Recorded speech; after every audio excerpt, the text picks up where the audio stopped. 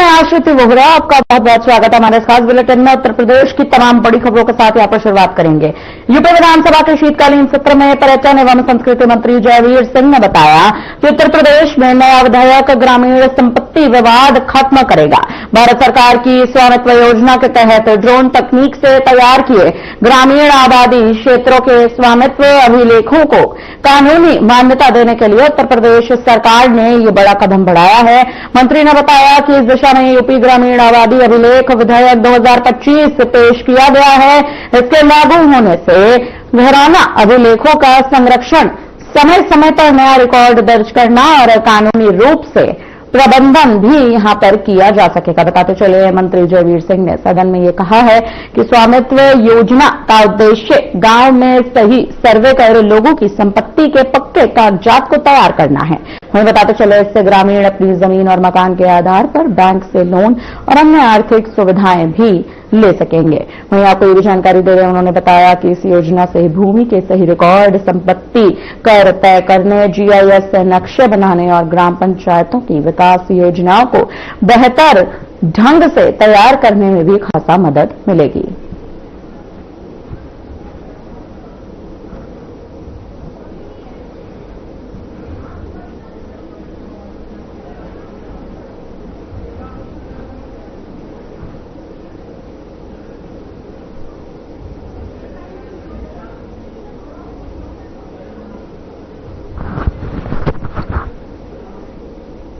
दिल्ली में विदेश मंत्रालय के प्रवक्ता रणधीर जायसवाल ने साप्ताहिक मीडिया ब्रीफिंग की है। जी हां, आपको बता दें कि इसमें उन्होंने साफ तौर पर बताया है कि भारत बांग्लादेश के लोगों के साथ अपने संबंधों को मजबूत करने के लिए प्रतिबद्ध है। हम बांग्लादेश में शांति और स्थिरता के पक्षधर हैं और लगातार बांग्लादेश में स्वतंत्र, निष्पक्ष, समावेशी और सहभागी चुनावों की मांग करते रहे हैं। उन्होंने और क्या कुछ अपने इस बयान में कहा है, सुनिए। Ladies and gentlemen, I welcome you to this last press conference of the year. इस साल के अंतिम प्रेस वार्ता में आप सभी लोगों का बहुत बहुत स्वागत है। तो चलिए दौर शुरू करते हैं। We start from Siddhant. Hi sir, Siddhant from Beyond. So my question is on the H-1B visa processes. They've come up with new processes including social media vetting as well, and that has led to a lot of delays, impacting many Indian nationals as well. Your reaction to this? H-1B. Okay. Alok. Hi sir, my name is Ashok from Ashok. Sorry. No worries sir. Sir, that we are completing 2025. If you could provide the details related to extraditions number from the different countries, as well as per the media reports that India has sent extradition request against Hussein Sattaf to UAE. Is there any details, and if you have details regarding how many mortal remains we brought from the foreign soils? Thank you. Keshav. Thank you, sir. Keshav Padmanabhan from the Print. My first question is, can you give us a sense of what is the cooperation we have given to Australia with regards to the Bondi Beach shootings, given the shooter's history? And if you may permit me, I just wanted to check on the status of the 16 Indians that were seized by Iran on a ship earlier this month. Whether consular access has been given to them yet, sir? And if you can just enlighten us a little bit on this, I would be grateful. Thank you. Rishabh.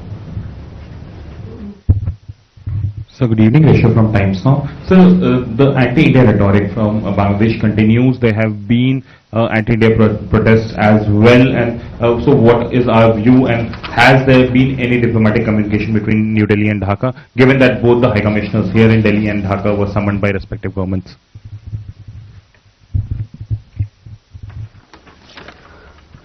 Okay. Akhilesh. So recently, 2 Hindu minorities have been killed in Bangladesh, and situation is getting aggravated every day. So, do you have any communication with Bangladesh interim government? Okay. So let's go one by one. First to Siddhant's question on H-1B visas. Yes, the Government of India has received several representations from Indian nationals who are facing delays or, problems with their rescheduling of their visa appointments.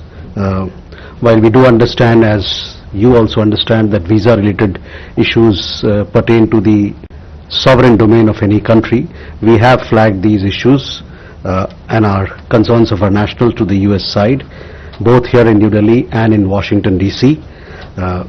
And we hope that these delays and these disruptions will be addressed. There are several people who have been they have been stranded for extended period of time because of scheduling or rescheduling issues of consular appointments, and these have also caused a lot of hardships to their families, to the family life that they have, as also to the education of their children. As you would understand, and I think there was a communication from the US government also, that with effect from December 15th, they have expanded their review process or processes that they have, which covers specialty occupation temporary H-1B visa applicants, and it also is applicable to the dependents who are covered under H4 category visa.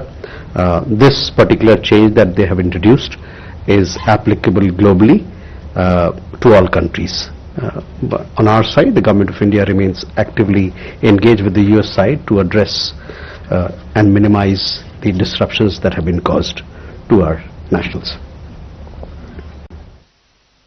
Ashok, your question regarding extradition numbers, I don't have these factual details with me, but yes, some of these details are available in the public domain and you can have a look at that. The question about the extradition request on United Arab Emirates as well, I will come back to you as to what is the situation in regard to that particular matter as well.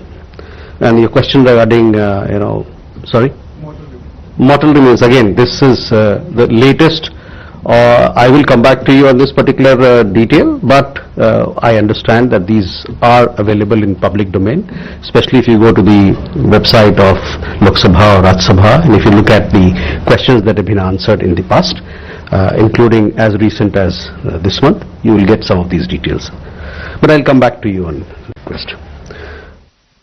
Keshav, regarding your question, we are aware of the reports of the individuals responsible for the Bondi Beach terrorist attack. Australian authorities are in touch with our authorities on this matter. In regard to Indian nationals who you've told that they have been apprehended or they are in detention right now, I don't have an update for you, but we'll come back to you as to where we stand on this particular matter. As and when there are issues in regard to Indian nationals, their detention or any other issue connected to them, our embassy duly takes it up with the concerned government. In this particular case, it happens to be Iranian authorities in Tehran, as to where we are, what sort of consular access has been given, etc. I will report back to you, or I shall inform you of the latest development. Rishabh, regarding anti-India rhetoric, you would have seen also in the last several days we have issued a couple of or more than couple of statements. We have rejected the false narrative that has been projected in Bangladesh. You would understand that law and order or security situation or the developments that are happening in Bangladesh is the responsibility of the government of Bangladesh, and to portray a narrative where things go in some other direction is completely false, and we reject that.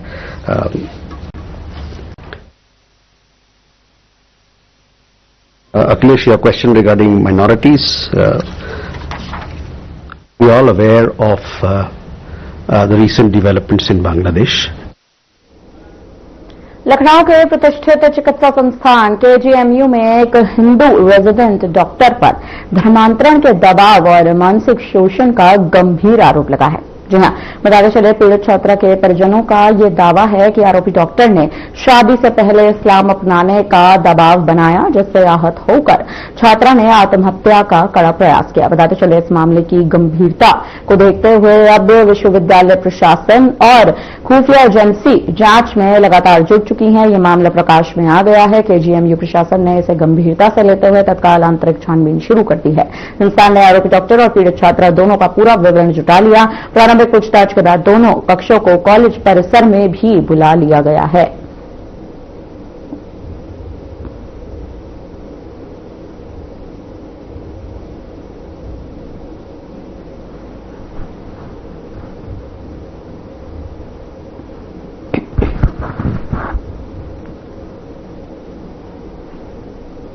Uttar Pradesh के मुख्यमंत्री योगी आदित्यनाथ वीरबाल दिवस और साहिब श्री गुरु तेज बहादुर जी की 350वीं शहीदी जयंती के अवसर पर आयोजित कीर्तन समागम कार्यक्रम में शामिल हुए।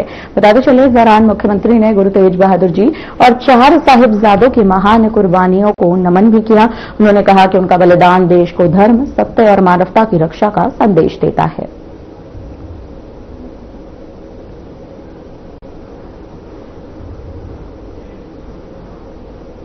उत्तर प्रदेश के मुख्यमंत्री योगी आदित्यनाथ वीरबाल दिवस और साहिब श्री गुरु तेज बहादुर जी की 350वीं शहीदी जयंती के अवसर पर आयोजित कीर्तन समागम कार्यक्रम में शामिल हुए। बताते चले इस दौरान मुख्यमंत्री योगी ने साफ तौर पर कहा कि जब 10वें गुरु गोविंद सिंह महाराज के 4 साहिबजादों की स्मृति का स्मरण करने के लिए, उनकी प्रतियोगिता ज्ञापित करने के लिए मेरे सामने मुख्यमंत्री बनने से पहले और मुख्यमंत्री बनने के उपरांत भी जब ये प्रस्ताव आते थे कि वीरबाल दिवस का आयोजन होना चाहिए, तो एक संजोग बना था। प्रथम गुरु नानक देव जी महाराज के 550वें प्रकाश पर्व के शुभ अवसर पर इसी मुख्यमंत्री आवास में जब कार्यक्रम संपन्न हो रहा था, तो उस समय हमने ये तय किया था कि वीरबाल दिवस का कार्यक्रम भी यहां का एक कार्यक्रम बनेगा। प्रधानमंत्री ने देश भर के सिखों की आवाज को सुना। स्वदेश और सुधर्म के प्रति उनके योगदान के प्रति प्रतियोगिता ज्ञापित करने के लिए 26 दिसंबर को प्रधानमंत्री ने वीरबाल दिवस के रूप में पूरे देश के अंदर एक राष्ट्रीय समारोह के रूप में इसे आयोजित किया। निहाल बोले सो निहाल।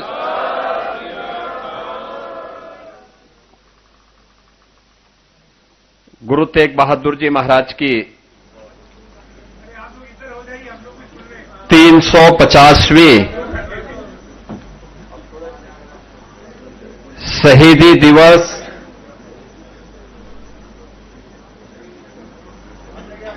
के वर्ष भर चलने वाले कार्यक्रमों की श्रृंखला में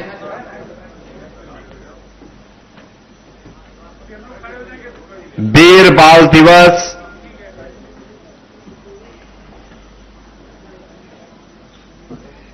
के आज के इस कार्यक्रम में इस पावन सिख संगत के साथ मेरे साथ उपस्थित उत्तर प्रदेश सरकार में मंत्रिमंडल के मेरे सहयोगी जल शक्ति मंत्री श्री स्वतंत्र देव सिंह जी,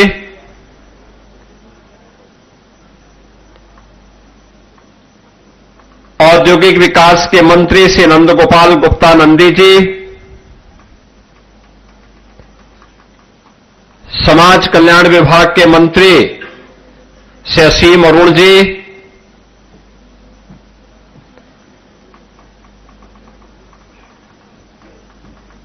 इस संपूर्ण कार्यक्रम के संयोजन और आयोजन में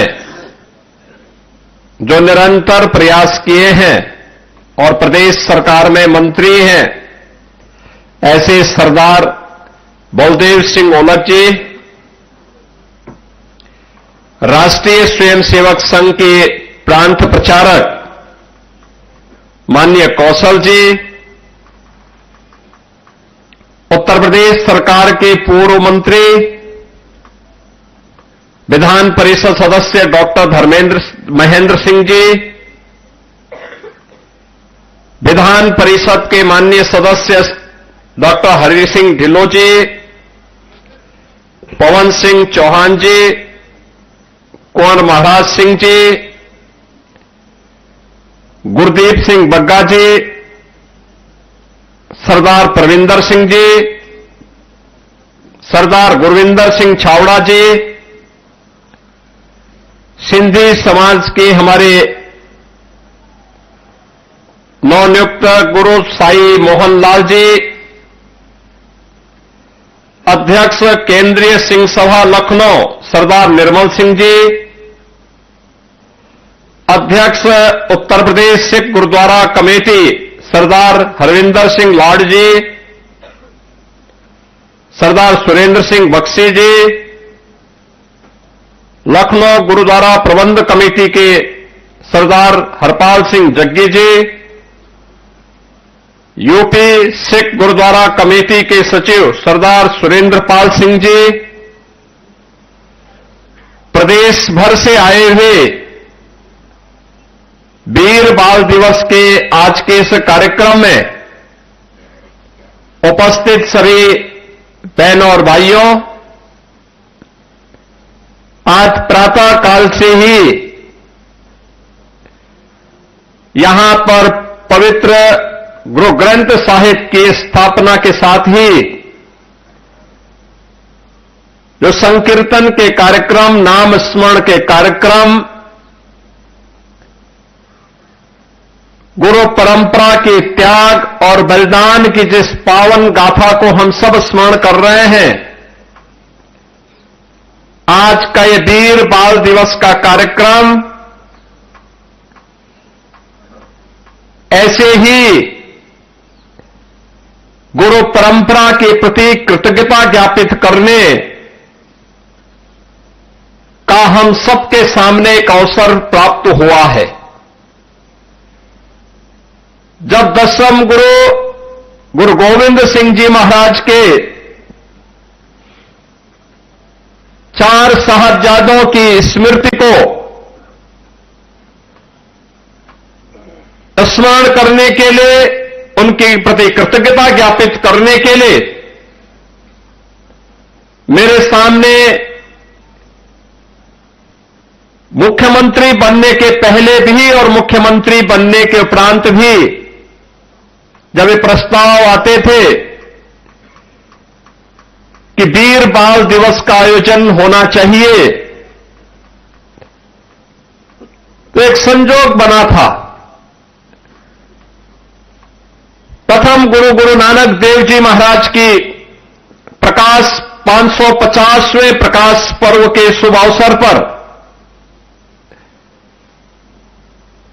इसी मुख्यमंत्री आवास में जब कार्यक्रम संपन्न हो रहा था, उस समय हम लोगों ने तय किया था कि वीर बाल दिवस का कार्यक्रम भी यहां का एक कार्यक्रम बने और 2020 से 27 दिसंबर की तिथि को गुरु गोविंद सिंह जी महाराज के जो 4 साहबजादे थे, बड़े साहबजादे बाबा अजीत सिंह, बाबा जुझार सिंह, 27 दिसंबर को उन्होंने अपना बलिदान दिया था। आदरणीय प्रधानमंत्री जी ने देश भर के सिखों की आवाज को सुना और स्वदेश और स्वधर्म के लिए उनके योगदान के प्रति कृतज्ञता ज्ञापित करने के लिए 26 दिसंबर को आदरणीय प्रधानमंत्री जी ने जो बाबा जोरावर सिंह और बाबा फतेह सिंह के बलिदान का दिवस है, इस तिथि को वीर बाल दिवस के रूप में पूरे देश के अंदर एक राष्ट्रीय समारोह के रूप में आयोजित किया। मैं सबसे पहले गुरु गोविंद सिंह जी महाराज के इन 4 साहबजादों के प्रति बाबा अजीत सिंह, बाबा जुझार सिंह, बाबा जोरावर सिंह, बाबा फतेह सिंह, इन इन सब की स्मृतियों को मैं कोटि कोटि नमन करते हुए आदरणीय प्रधानमंत्री जी के प्रति हृदय से आभार व्यक्त करता हूं कि उन्होंने इतिहास को जीवंत करके आने वाली पीढ़ी के लिए एक नई प्रेरणा दी है।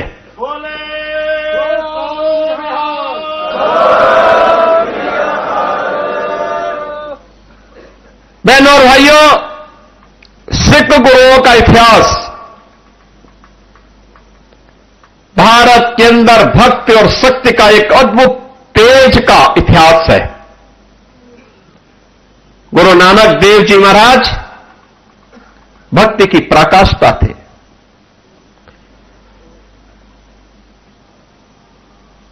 उन्होंने जो उस समय मानवता के कल्याण के लिए कार्य किए थे, पाखंड के खिलाफ जो आवाज उठाई थी, बिना रुके, बिना डिगे, बिना झुके, उसको लेकर के उन्होंने देश और दुनिया में प्रचार किया। तब साधन नहीं थे, लेकिन साधन के अभाव में भी उनकी साधना ने सिद्धि का प्रभाव दिखाया था। कहां नहीं गए गुरु नानक देव जी, और कहां नहीं उनका प्रकाश पहुंचा। आज भी जो क्षेत्र हमारे लिए ध्रुव बने हुए हैं, वहां गुरु नानक देव जी पहुंचे थे। पुश्तैनी धंधा था, व्यवसाय था, लेकिन वह अपना व्यापार करते तो गुरु नानक देव जी को कितने लोग जान पाते हैं। उन्होंने लोक कल्याण का मार्ग चुना, केवल परिवार के कल्याण का मार्ग नहीं चुना। यही हम सब में दुविधा होती है। जब हमें अवसर मिलता है तो हम अपने स्वयं के कल्याण की बात सोचने लगते हैं। समाज, स्वदेश, स्वधर्म से दूरी बनाने का प्रयास करते हैं। परिणाम क्या होता है? परिणाम दुर्गति के रूप में होती है। लेकिन जब हम स्वदेश और स्वधर्म को प्राथमिकता के आधार पर लेते हैं, तब वो हमारी गति को प्रगति की तरफ लेके जाता है। प्रगति की तरफ हम आगे बढ़ते हैं। और सिख गुरुओं का इतिहास इसी प्रगति का प्रमाण है। ये प्रगति का प्रमाण हम लोग वर्तमान में गुरु तेग बहादुर जी महाराज की 350वें शहीदी दिवस के वर्ष भर चलने वाले कार्यक्रमों के साथ जुड़े हुए हैं। मुझे कई कार्यक्रमों में भाग लेने का अवसर प्राप्त हुआ। जब यात्रा असम से दिल्ली तक पहुंच रही थी, उससे पहले भी लखनऊ से यात्रा निकली। जोड़ों के दर्शन करने के लिए यहागंज गुरुद्वारा में मुझे जाने का सौभाग्य प्राप्त हुआ। 25 नवंबर को आदरणीय प्रधानमंत्री जी का आगमन अयोध्या में था। श्री राम जन्मभूमि में केसरिया ध्वजा आरोहण का कार्यक्रम था। 500 वर्षों के बाद यह कार्यक्रम आयोजित हुआ। मेरी व्यस्तता थी, मैंने यहां पे गुरुद्वारा प्रबंध समिति से अनुरोध किया कि मैं चाहता हूं कि मुख्य समारोह में मैं स्वयं शामिल हूं। मैं अयोध्या से आऊंगा, प्रधानमंत्री जी को विदा करने के बाद मैं सीधे आ जाऊंगा। और क्या भीड़ थी, क्या उत्साह था। यानी गुरु तेग बहादुर जी महाराज की स्मृति को और उनके साथ जो उनके सच्चे अनुयायी थे, भाई सतीदास, भाई मतीदास, भाई दयाला जी की स्मृति को आज भी हम स्मरण करते हैं, उनके प्रति कृतज्ञता ज्ञापित करते हैं। याद करिए, कौन ऐसा भारतीय है जो गुरु तेग बहादुर जी महाराज के प्रति, गुरु गोविंद सिंह जी महाराज के प्रति, भाई सतीदास जी के प्रति, भाई मतीदास के प्रति, भाई दयाला के प्रति, बाबा अजीत सिंह के प्रति, बाबा जुझार सिंह जी के प्रति, बाबा जोरावर सिंह के प्रति और बाबा फतेह सिंह जी के प्रति कृतज्ञता ज्ञापित न करता हो, अगर सच्चा भारतीय होगा तो अवश्य कृतज्ञता ज्ञापित करता है, उनके प्रति नमन करता है।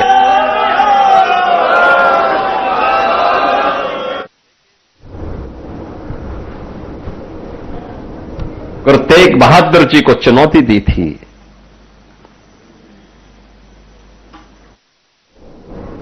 फिलहाल के लिए इस बुलेटिन में मेरे साथ इतना ही, लेकिन अब वक्त हो चला है डॉक्टर राकेश गुप्ता के इस खास प्रोग्राम का।